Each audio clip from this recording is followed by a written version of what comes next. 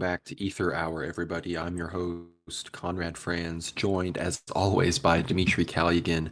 It's been a hectic week and everything going on with the news, with you know, postulations about everything going on in the world. And today we're going to talk about something that I think, who knows how many episodes this could be. We were just talking about that off air, but we're going to be kind of discussing the elites, the Russian deep state, kind of I guess, somewhat of a history and analysis of those in Russia who are kind of pulling the strings. Their, I guess you could say ethno-religious backgrounds in some regard, as well as their influence, I guess, on the current state of Russian politics, the special military operation. And I guess in general, it kind of, who knows if we'll get into this episode, but it kind of is a starting point for us to discuss our worldview that got us to start the show, which is sort of the godly course of history, the course of civilizational conflict, the prophetic elements of world history coming up against the machinations of the enemies of, I guess, the enemies of God, you could say. So with that, we're going to talk about some elites. We're going to talk about people like Chubais, Abramovich, Khodorkovsky. You may know some of these names if you know Russian history, but, Dmitry, let's get right into it. Yeah, I think the reality is that God grants power to authorities in the world, but there are also the people, who, due to that power, of course, or are allocated a large number of funds and resources in order to control certain sectors of society. And here we come across characters such as Anatoly Chubais, who was one of the leading reformists of, essentially turned the Soviet Union into the privatized liberal capitalistic state that the Russian Federation is today. Of course, Putin's somewhat wrapping it up, and the state is kind of introducing itself back into the economy, or slowly has been.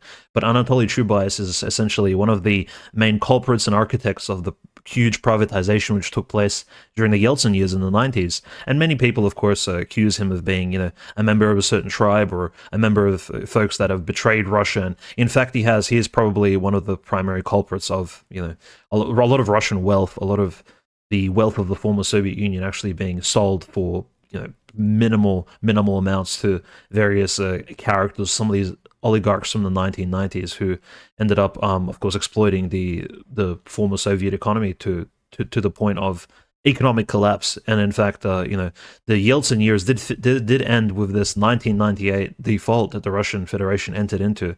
And of course, there was a V-shaped recovery which assisted the economic stability of the Russian Federation, especially evident during the Putin years.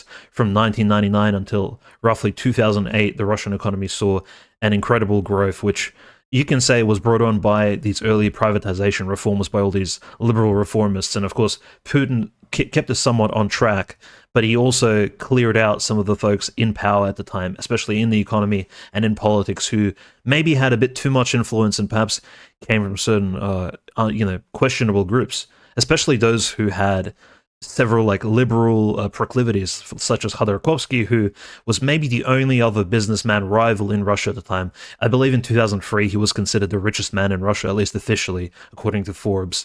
But Khodorkovsky and his opposition to Putin in the early 2000s, between 1999 and 2003, he was perhaps the main threat to Putin, or at least the solidifying Putin's, if we can call it Putin's regime, I guess he was the main threat to it. Similar to, today we speak about Prigozhin being a threat, but Prigozhin is, if anything, a puppet compared to Khodorkovsky and the power Khodorkovsky possessed, not just through Yukos and the oil companies, but also his influence in politics. Khodorkovsky had this political organization funded by his oil industry that helped essentially buy off politicians, including those in Putin's own party.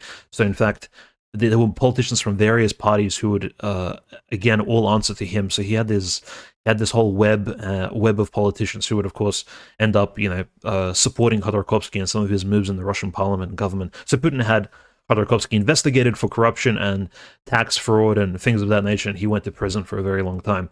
But I think the moral of the story, at least in early Russia, and what we see, how do we see this translate into today, is that that is the end of the free preview of Ether Hour episode 11. Be sure to subscribe on Substack, go paid for the full version. It's an hour long of us just going off about the Russian deep state. We talk about the greater Israel connection and a lot of spicy stuff that we definitely cannot talk about on YouTube. So please click the link below and subscribe to hear the full episode. Thank you all so much. God bless.